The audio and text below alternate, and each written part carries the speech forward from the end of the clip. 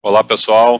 Aqui está falando aqui é o Marcos Peixoto. Para quem não me conhece, sou gestor da família de fundos de renda variável Investor da XP Asset.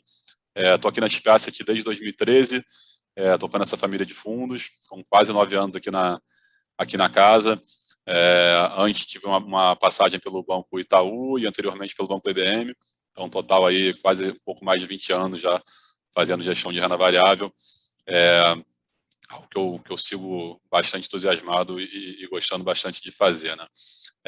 A quem não conhece a estratégia nossa, né? A gente tem aqui uma família de fundos, na verdade, sendo que o nosso flagship, nosso principal fundo é o XP Investor FIA, é o fundo mais antigo, inclusive, da XP Asset, existe ali desde 2007, mas eu realmente entrei na casa aqui a partir de 2013, então sempre quando eu falar aqui de performance, de casa, de time, a gente sempre fala do período a partir de 2013, que foi quando eu assumi, né? A gente é uma família, só completando, né? A gente é uma família diversa de fundos. A gente tem o nosso XP Long Bias, completando a grade, tem o XP Long Short, tem o XP Equity Hedge, a gente tem o XP Dividendos, temos o XP Ibovespa Ativo. É uma família completa de fundos de ações, mas, de certa forma, todas derivam do nosso long only principal, né? A gente tem uma filosofia aqui de foco, então a nossa forma que a gente encontrou de focar a nossa gestão e análise foi uma forma matricial. Então, eu diria que na casa hoje a gente tem basicamente duas famílias de fundos, a família Dividendos e a família Investor FIA. Da família Investor FIA a gente deriva os demais mandatos, como eu falei, como Long Short, como Long Bias e Bovespa Ativo. Tá? Dessa forma a gente consegue focar o nosso DNA e o nosso dia a dia, encontrar as melhores ações long para os portfólios. Tá? A gente costuma ter, geralmente, em torno de 20 ações no nosso fundo. Tá? É uma concentração ali mínima que a gente acha que é necessária para ter um pouco de alfa, bastante descorrelacionada do Ibovespa. Tá? Então, importante falar que a gente tem uma gestão em busca de encontrar as melhores empresas. Independente de estar no índice, não está no índice, o nosso fundo não precisa ter Petro, Vale, bancos necessariamente, a gente não está necessariamente tendo que seguir um pouco do Ibovespa, apesar do benchmark dele ser o Ibovespa. Né? Inclusive, desde 2013 que eu entrei aqui, né, o nosso fundo rende ali 230%, enquanto a gente tem um Ibovespa que subiu ali em torno de 100%, e uma Selic também que subiu em torno de 100%. Né? Então, é uma performance consistente que a gente tem no longo prazo. Desses 8 anos completos que a gente tem de casa, né, o único ano que a gente perdeu do índice foi o ano passado, foi o ano de 2020, foi um ano realmente bastante desafiador, né, por toda a questão do Covid, mas espero que os próximos 8 anos aqui da nossa gestão sigam batendo consecutivamente o índice Bovespa, que é o nosso objetivo, apesar de não olhar para o índice, a gente acha que encontrando as 20 melhores ações da Bolsa, a gente consegue, de certa forma, bater o nosso benchmark. Né? Bom, só completando um pouco desse gancho de 2020, né, foi um período bem desafiador assim, para os mercados de forma geral e para a nossa gestão. A gente viu um mercado muito temático, né, a gente seguiu ali por diversos macro temas, enquanto você tinha um mundo inteiro numa crise sem precedente. Dificilmente as pessoas gastaram muito tempo com o micro das companhias e passaram a focar um pouco mais no macro e macro temas, tá? Que é algo realmente que não é a nossa expertise, não é o que a gente gosta de fazer. A gente gosta realmente de olhar no micro, de olhar empresa a empresa e não ficar tentando achar qual setor que vai ter uma tendência positiva ou não. A nossa primeira análise sempre é na empresa. Depois, naturalmente, a gente vai analisar se o setor dela está num bom momento, num bom ciclo, etc. Então, esses últimos, diria que 18 meses, né, estamos falando aqui em meados de 2021, no momento dessa gravação, foi um momento ali que a gente teve, diria que, 2 principais temas acontecendo no mundo. Né? Primeiro foi a questão de tecnologia, então, naturalmente, com a pandemia, né, toda a questão de necessidade de comprar online, necessidade das pessoas ficarem em casa e terem que usar tecnologia, fez diversas ações terem uma performance muito positiva.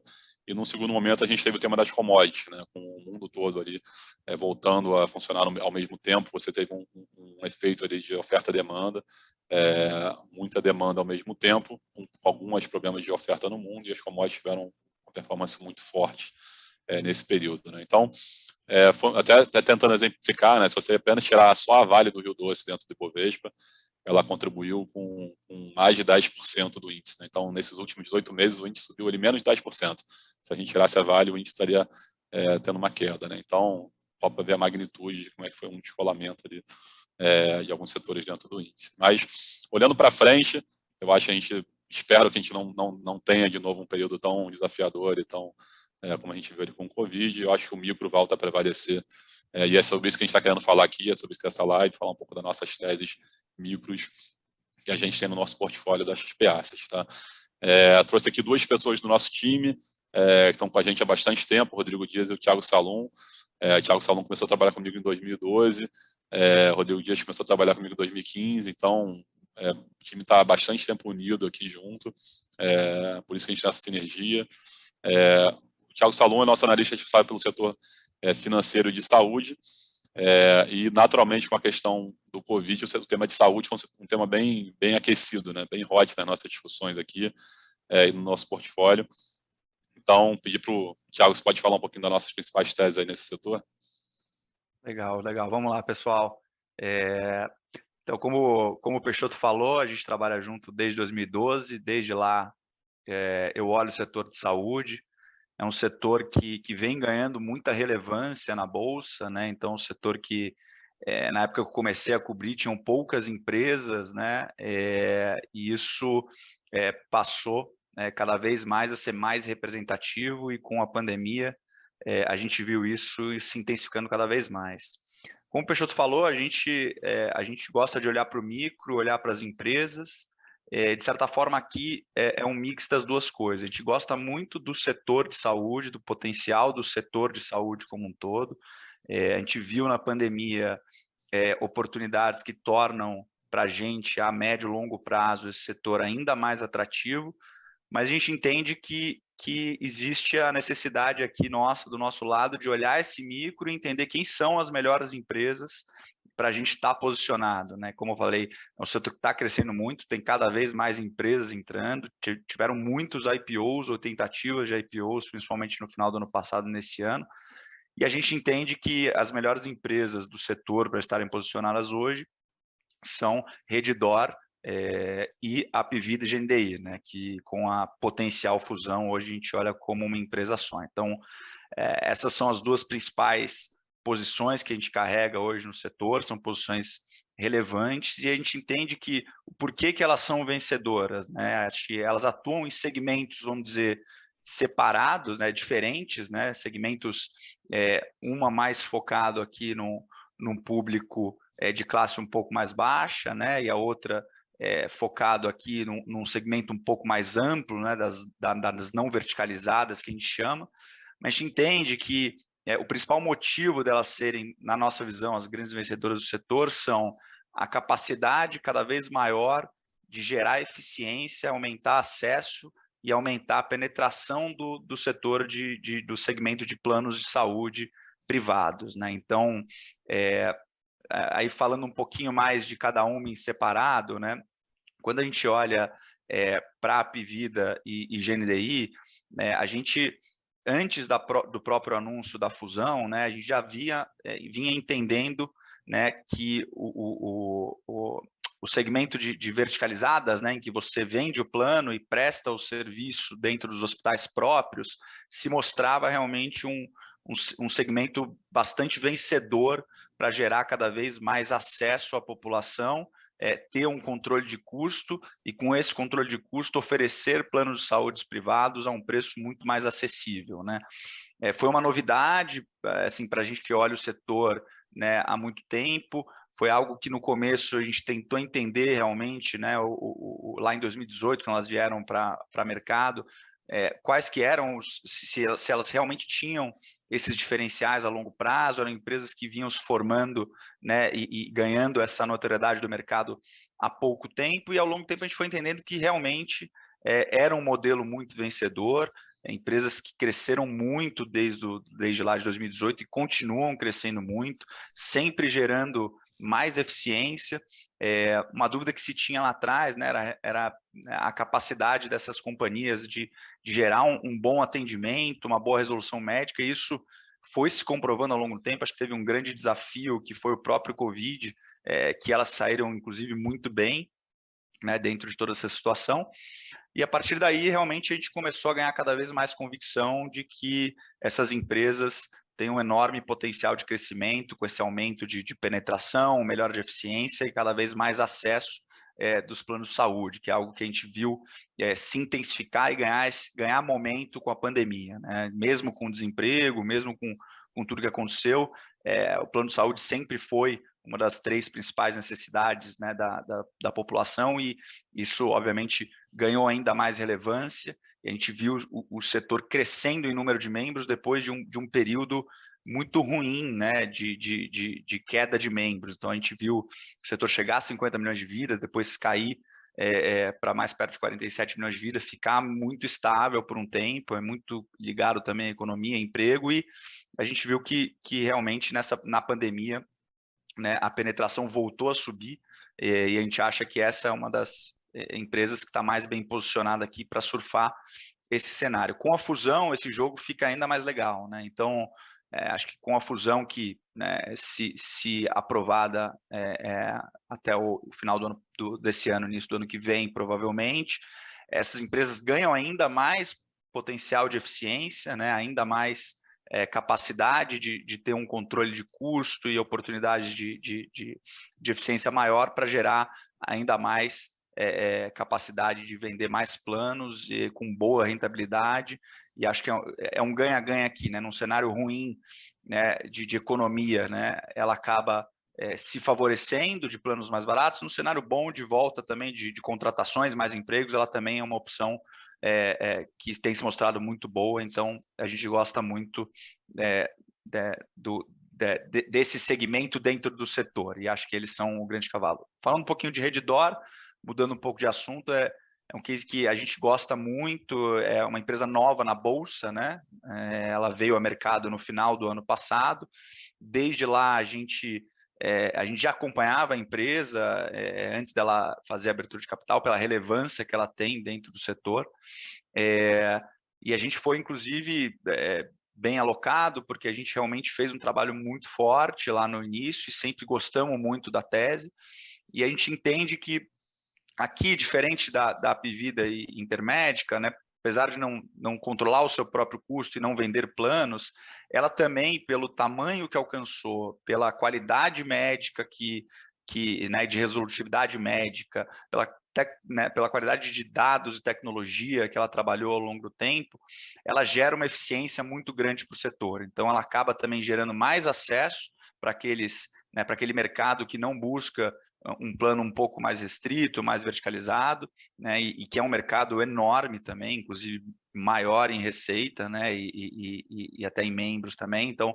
a gente acha que ela está muito bem posicionada para ser, dentro de um mercado ainda muito fragmentado, um dos grandes consolidadores, né, desse mercado, e ter um potencial de crescimento enorme. O que a gente acha interessante aqui, né?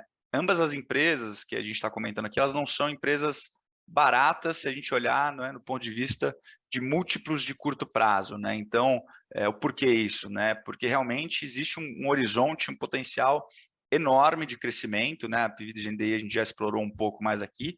No caso de Redditor, ela tem projetos muito bem definidos, né, dentro né, e públicos já, né, anunciados pela companhia, onde ela pretende construir mais leitos. Ela tem feito uma agenda com um track record muito forte de M&A. A gente acha que ainda existe um potencial enorme para isso. Em termos de número de leitos privados, ela tem em torno de 10% de mercado. Acho que dá para ser ainda muito maior que isso. Então, não faz sentido a gente se prender só e olhar aqui para 1, 2 anos, né? É uma tese que a gente quer carregar por bastante tempo. A gente acha que o correto, né? A empresa vai estar muito mais madura só lá a partir de 2024, 2025, e até lá acho que tem um potencial enorme ainda de consolidar esse setor, de gerar mais eficiência, de ter uma penetração ainda maior de beneficiários. E aí, quando a gente olha para isso, pela qualidade de execução, de todo o management da companhia, de toda a história da companhia, a gente tem muito conforto aqui em ter a Redditor como uma das principais posições aqui dos nossos fundos, tá? Então, acho que é isso, Peixe. Não sei se você quer acrescentar alguma coisa, se você acha que Não, acho vale que falou bastante. Acho que vale só, é importante falar que, principalmente de Intermédica e Apivida, né, que a nossa nosso ponto de entrada, no momento que a gente está falando agora em início de agosto, a gente está realmente, o mercado hoje está no mesmo nível que estava antes da fusão, né? Então, o mercado hoje não atribui nada, nenhum valor para potencial para a fusão da companhia, daí que a gente vê a simetria, né? Então, até fazendo um gancho com isso, né? No nosso caso, nossa tese aqui, nossas teses de investimento geralmente são teses de assimetria, né? A gente não tem preconceito com o setor, com o tipo de companhia, a gente gosta de assimetria. Então, se a gente acha que tem muito para ganhar e pouco para perder, a gente vai investir independente se a empresa é estatal, se a empresa é privada. Então, é um pouco do que norteia a nossa filosofia de gestão, uma gestão, diria que sem preconceitos, né? Onde o preço importa mais do que a companhia. E aí, fazendo esse gancho, né, a gente tem uma tese aqui interessante dentro do setor de energia, que é uma tese totalmente micro, né? Uma delas, inclusive, em cima de uma estatal, que é a Eletrobras. E, enfim, nosso histórico aqui, a gente teve diversos investimentos em estatais, eu acho que tem que saber só o timing de fazer esse tipo de investimento e claro, as simetrias envolvidas. Mas eu vou deixar um pouco o Rodrigo Dias falar um pouco do setor elétrico. A gente tem duas companhias com perfis bem diferentes, na verdade, né? Uma é a Eletrobras, que tem essa questão de ser estatal, tem um risco de evento, e a outra é a Equatorial, que é uma empresa já privada, uma empresa premium no outro setor, mas que a gente também está vendo uma simetria interessante hoje. Perfeito. Tudo bem, pessoal? Sejam bem-vindos. Primeiro de tudo, eu só gostaria de fazer uma retificação aqui. O Marcos Peixoto roubou 1 ano de trabalho meu com ele, tá? Então, eu entrei em começo de 2014, não em 2015, tá? Então, estamos há mais tempo ainda juntos. E eu acho que o importante desse ponto que o Peixoto comentou, da falta de preconceito, a gente vê literalmente no nosso tipo de gestão. Eu acho que, parando para pensar, assim, de todas as posições do setor, seja de geração, transmissão, distribuição ou saneamento, sejam privadas ou públicas, eu chutaria que dentro desses 7, 8 anos, eu diria que a gente teve praticamente, pelo menos em algum momento, em alguma situação, algum desses ativos, né? E aí a gente acaba caindo numa situação que é a visão que a gente tem em relação ao setor, né? Ao contrário dessa visão super positiva que a gente tem em relação ao setor de saúde, hoje a gente vê o setor de energia, não só de energia, né? Energia e saneamento público, pelo menos, com algumas restrições, né? O setor de distribuição de energia com poucas oportunidades, porque grande parte dos M&As ou privatizações já aconteceram, né? O setor de transmissão com uma competição muito forte, gerando poucas oportunidades nos leilões. O setor de geração nem se fala, né? A gente está com esse risco de racionamento pela frente, ausência de leilões para que as empresas possam crescer, e o saneamento público, como todos acompanham, vivendo talvez o seu pior momento frente a incertezas regulatórias e participações governamentais de maneiras que machucaram os papéis ao longo do tempo, né? E para completar, você tem os juros para cima, que acaba atrapalhando, digamos assim, as companhias que são mais bond proxies, né? Então, assim, qual é a visão que a gente tem, que é a mensagem que a gente gostaria de passar, né? Então, se o setor está com poucas expectativas, é melhor não olhar e vamos olhar outros setores? Acho que não, acho que, na verdade, até a visão é contrária. Mais do que nunca, né, no momento que a gente começa a ter uma visão genérica um pouco mais complicada, o stock picking é o que faz a gente efetivamente conseguir gerar algum valor e achar boas oportunidades, né? Então, como o Peixoto comentou, vou falar sobre 2 casos, que são os casos de Eletrobras e Equatorial, tá? Então, vou começar falando um pouquinho de Eletrobras. A Eletrobras dispensa um pouco de comentários, né? Ela é, de longe, o maior upside da nossa carteira. A gente vê algo como 60%, 70% de upside para ela privatizada, e mesmo sabendo que a gente tem a oferta pela frente, né? O fato de você ter uma oferta cria como se fosse um teto psicológico que faz com que a ação não possa andar muito mais e fechar o gap, porque, por motivos óbvios, qualquer investidor que vai entrar na oferta vai pedir um upside. Então, mesmo levando em consideração esse teto de R$45, R$50, que é o que a gente acredita que onde deveria vir mais ou menos a oferta, isso seria algo perto de 20% em 6 meses. Então, a gente consegue ter uma visão bem positiva em relação a isso, né? Então, aí agora vamos discorrer um pouquinho sobre o que está acontecendo, né? A Eletrobras hoje, desde de 2016, né, quando iniciou a que a gente chama a era Wilson Ferreira, que foi o CEO que tocou a companhia até pouco tempo, ela fez um turnaround sensacional, inacreditável, e hoje em dia é uma companhia muito redonda, mas ela tem as limitações e as amarras que uma estatal, infelizmente, não consegue transcender, né? Então, hoje a companhia é desalavancada, fez uma redução de custo muito grande, mas ainda tem muito a ser feito, né? E tem um outro fato que é interessante, que aí até pega um pouco de gancho nessa questão do racionamento, né? A gente está vendo expectativa de preços para cima, preços mais altos nos próximos anos, e a companhia, por ser muito descontratada, ela se beneficia desse aumento de preços, tá? E aí a gente entra na questão da privatização. A medida provisória ela já foi aprovada, né? Então hoje ela já é lei, e a gente aguarda apenas alguns trâmites burocráticos para a oferta sair.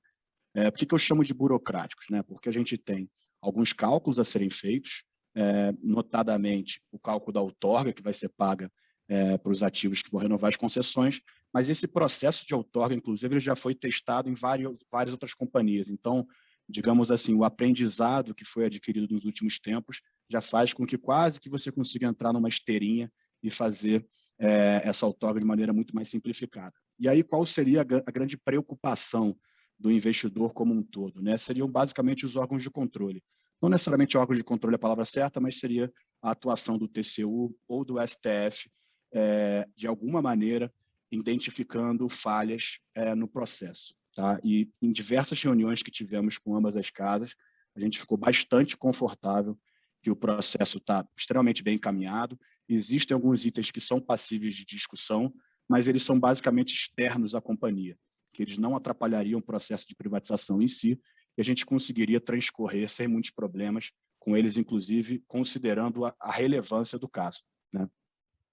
E aí, na prática, como é que a gente consegue, né, ter todo aquele upside que a gente colocou, né? Acho que o primeiro de todos e mais simples é a redução do custo de capital, né, o custo de equity da companhia. A gente está falando da maior empresa de energia da América Latina, que atua no segmento de geração e transmissão. Então, assim, digamos, é quase que o mais simples dos setores da Bolsa, né, e que tem um custo de capital muito alto por ser uma estatal historicamente mal tocada e, apesar das melhoras dos últimos tempos, mas costuma ter um custo de capital mais alto.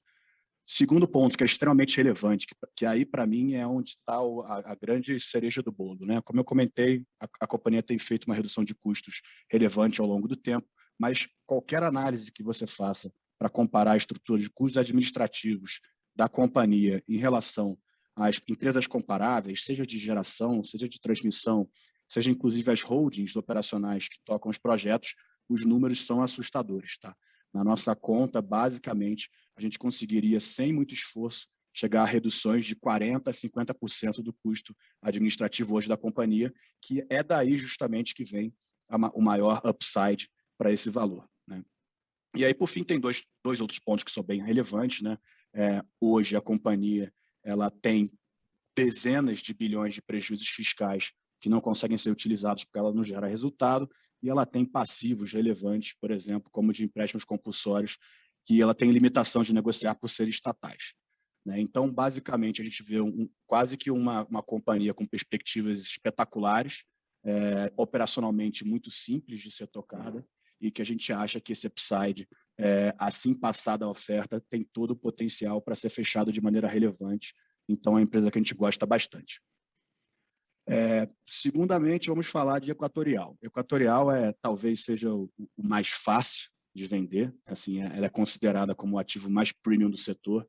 Eu costumo brincar que a Equatorial nunca está barata, né? Toda vez que você faz a conta, ela está num preço justo, mas pegando até, fiz umas contas para trazer para vocês aqui, da valorização da companhia nos últimos anos, pegando a janela desde o IPO da companhia, depois dos últimos 10 anos, depois dos últimos 5 anos e 3 anos, ela, em média, se valorizou 10% a 12% acima da Bolsa em todas as janelas. Então, é aquele ativo que nunca está barato, mas está sempre gerando valor. E por que essa companhia é uma companhia que gera valor de maneira recorrente?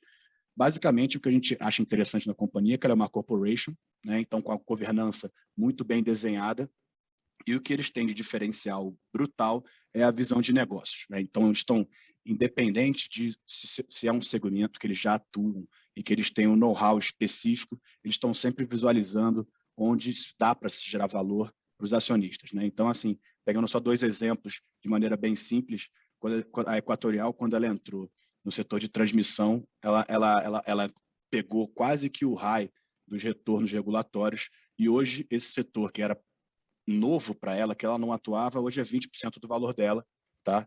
E até nas distribuidoras, inclusive da Eletrobras, que ela privatizou, hoje, se você fizer uma conta, elas já são algo como 25% do valor da companhia. Então, são investimentos que foram feitos de maneira muito relevante.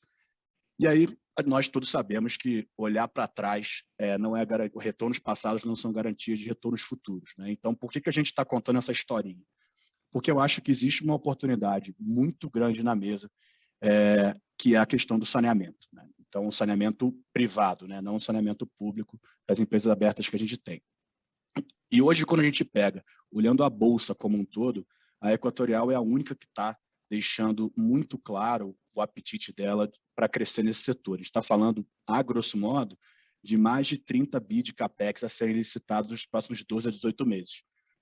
Sinceramente, eu não consigo visualizar um segmento que tenha tantas oportunidades num horizonte tão pequeno. Eu costumo brincar que quem não está olhando saneamento é maluco, né?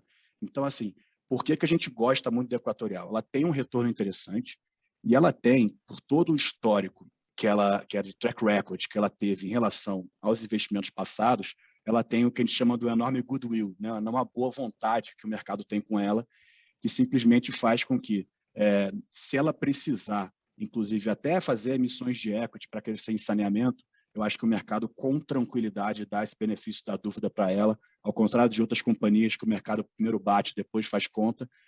Esse cara é um cara que é muito diferenciado e tem espaço para isso. E aí, por fim, o que a gente considera, em outras conversas que a gente tem também, é que os grandes players privados do setor, eles estão começando a chegar num ponto, principalmente por causa dos leilões de Alagoas e da SEDAI, um ponto de estarem muito com poucos braços para crescer. A Equatorial pode nadar de braçada nesse segmento. Inclusive, em setembro agora, a gente já tem um leilão do Amapá, onde a companhia já tem a companhia também energética lá do mesmo estado. Então, a gente considera que é uma empresa que tem um potencial enorme de valorização nos próximos anos aí. Até pegando um gancho com o que o Rodrigo falou, eu não consigo fazer uma análise tão longa assim da Redditor, mas de dezembro até aqui ela andou 25% com a bolsa de lado. Então, a gente espera que daqui a muitos anos, quando ela for aberta há bastante tempo, a gente possa ter a mesma análise de retorno da Redditor contra a bolsa. Boa. Bom, gente, tinha muito mais coisa para falar aqui, mas acho que o nosso tempo vai ficar curto, né? Então, só queria dar um pouco uma mensagem, assim, ano que vem, no 22 ano eleitoral, aí, naturalmente muita gente deve estar se perguntando se coloca, se retira dinheiro na bolsa, né? Então, assim, é sempre bom lembrar que a cada 4 anos a gente tem essa mesma discussão aqui no Brasil, né? O Brasil nunca é um país tranquilo, a gente sempre tem essa discussão. Meus primeiros 4 anos na XP Asset foram no governo Dilma, todo mundo se lembra, independente de filosofia, de política, foram anos difíceis ali para a Bolsa ficou exatamente parada nesse período, nos primeiros de 2013 até final de 2016, a Bolsa caiu 1%, então foram anos ruins e mesmo assim o nosso fundo rendeu ali cerca de 50%. Então, a mensagem é que a gente investe em empresas, a gente não investe no Ibovespa, a gente não investe necessariamente no Brasil, sempre vão ter empresas vitoriosas que podem se beneficiar de diferentes tipos de cenários, tá? Então, essa é a mensagem que eu passo, independentemente se quem vai ganhar a próxima eleição, como é que vai ser o cenário, se o PIB vai crescer 5 ou vai cair 5, sempre dá para tentar achar os cases vitoriosos dentro desse universo da Bolsa. Tá? A Bolsa é muito diferente do Ibovespa, que a gente costuma olhar. Então, essa é a mensagem que eu passo. Meu dinheiro em renda variável ele não muda de acordo se tem eleição boa, eleição ruim. Ele tem um dinheiro perene, que eu deixo um percentual do meu patrimônio relevante em renda variável, porque eu acredito que no longo prazo a gente vai ter essa capacidade aqui de escolher as empresas vencedoras dentro do Brasil. Bom, gente, acho que é essa a mensagem que eu queria passar. Agradecer vocês aí, quem já é cotista, agradecer, quem não é ainda, convidar vocês a investirem aqui na nossa família de fundos Investor, tá bom? Muito obrigado aí e até uma próxima.